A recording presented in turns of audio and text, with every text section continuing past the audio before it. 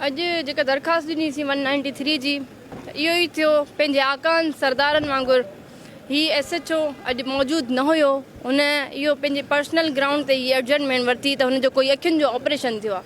मां इहो ई चवंदमि त इन्हनि जा सरदारनि समेत इन्हनि जे जेको आहे सो माण्हुनि जा जेके इन्हनि जे चवण ते एतिरा ज़ुल्म कनि था, उन्हनि जा घणा ऑपरेशन अञा शायदि बाक़ी आहिनि, छो त ही हाणे भॼण जो हुननि खे को बि रस्तो न बचियो आहे। जॾहिं ऑनरेबल हाई कोर्ट डायरेक्शन्स ॾेई चुकी आहे त हिन केस खे जल्दी वाइंड अप कयो वञे, जल्दी हिन जो फ़ैसिलो ॾिनो वञे, त हाणे हुननि खे पर्सनल ग्राउंड्स ते ई एडजमेंट्स वठणियूं आहिनि, पर ज़्यादा देरि हू भॼी नथा सघनि, न ई बची सघनि था।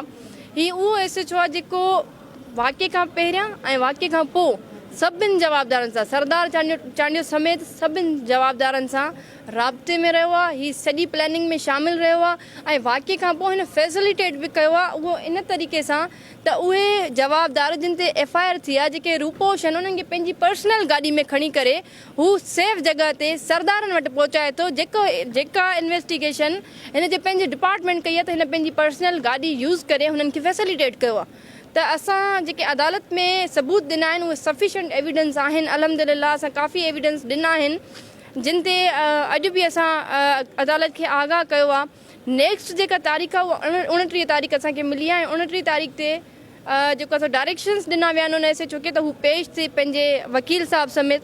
सो पुरुमीद आहियूं त अदालतूं अहिड़नि जेको आहे सो ऑफिसर्स खे जेके पंहिंजे डिपार्टमेंट खे लॼाइनि था पिया, उन्हनि ते एक्शन खणी करे इंसाफ़ कंदियूं। ऐं असां इहा शइ बि वाज़े करणु चाहियूं त जागीरदार सरदार के ज़ुल्म बि कराइनि था ऐं भॼनि बि था। मां हमेशह चयो आहे त ही ॿाहिरि त पंहिंजी हिमत जुरत ऐं ताक़त ॾेखारींदा आहिनि जेके नाम निहाद सरदार आहिनि, पर उहे अदालत में अची करे कॾहिं बि कंहिं बि जागीरदार मञियो नाहे त को मूं हीउ क़तलु करायो आहे, त इहा मुड़सी नाहे। ऐं मां इहो ई चवंदमि त इनशाअल्लाह असां परसू कंदासीं केस, आख़िरी दम ताईं विढ़ंदासीं। जेसि ताईं हीउ जागीरदारी निज़ाम ख़तमु नथो थिए असांजी जंग जारी रहंदी ऐं इनशाअल्लाह इंसाफ़ जेको असांजो हक़ आहे असां वठंदासीं।